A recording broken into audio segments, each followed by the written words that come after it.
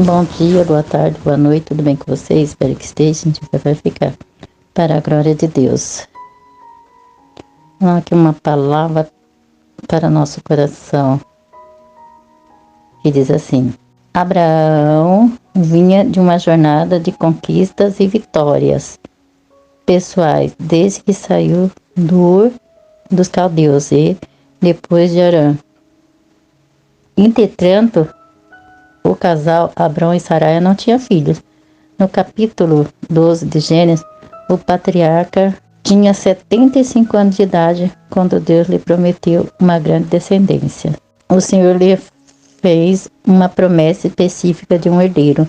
E finalmente, quando Isaac, o filho da promessa, nasceu, o patriarca tinha 100 anos. Assim, podemos dizer que Abraão esperou por 25 anos pelo cumprimento da promessa divina. Após a promessa de uma descendência, veio uma preocupação a Abraão. Senhor Jeová, que me has de dar? Pois ando sem filho, e o mordomo da minha casa é o Damasceno, Eliezer. Este questionamento revela que sua fé estava em crise. Abraão não conseguia ver a realização do sonho do casal. Uma vez que Saraia era estéril e diferente, conosco também, às vezes somos bloqueados por dúvidas que nos impedem de, pela fé, enxergar a operação do sobrenatural. Como vimos, a promessa de um filho, no versículo 7, o Senhor diz: Eu sou o Senhor.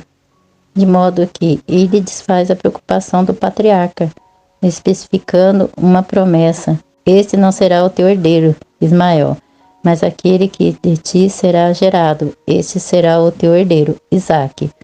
Aqui Deus está afirmando a Abraão que suas promessas têm base no próprio caráter, pois ele não é homem para mentir, nem filho do homem para se arrepender. Porventura, diria ele, e não faria?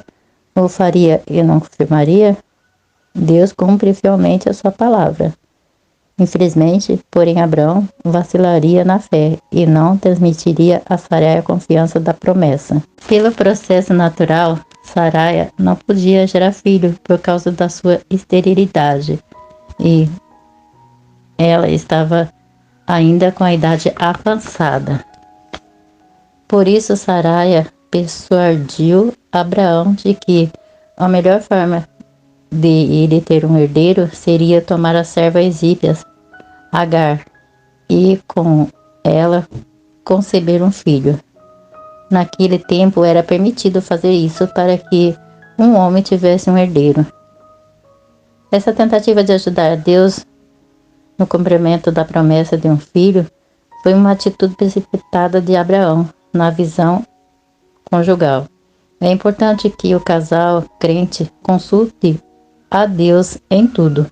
Nesse sentido, Abraão deveria convencer sua mulher a esperar em Deus, pois ele cumpre a sua palavra. Abraão é um homem de fé, porém, no capítulo 16 a situação muda completamente, porque ele preferiu ouvir a voz de sua mulher e ouviu Abraão a voz de Sara.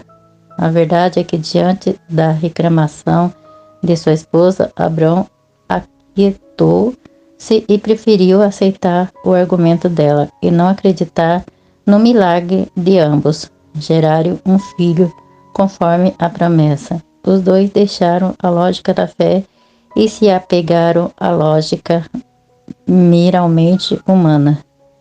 Devemos cuidar para não interferir nos desígnios de Deus. Por isso, pode significar que o desvio da vontade divina, não podendo, por causa de uma decisão precipitada, querer intervir nos planos original divino. Saraia abandonou e desprezou a confiança em Deus, preferindo resolver o problema ao seu modo, além de induzir seu marido à mesma atitude, equivocada e incrédula. Ao afastar-se da dependência de Deus, o casal não conseguiu evitar as consequências desastrosas para sua vida. Agar engravidou e teve o filho que Abrão sonhava ter, mas provocou o conflito familiar histórico entre Abrão e Saraia, entre Sarai e Agar, e posteriormente entre os filhos de ambas, Ismael e Isaque.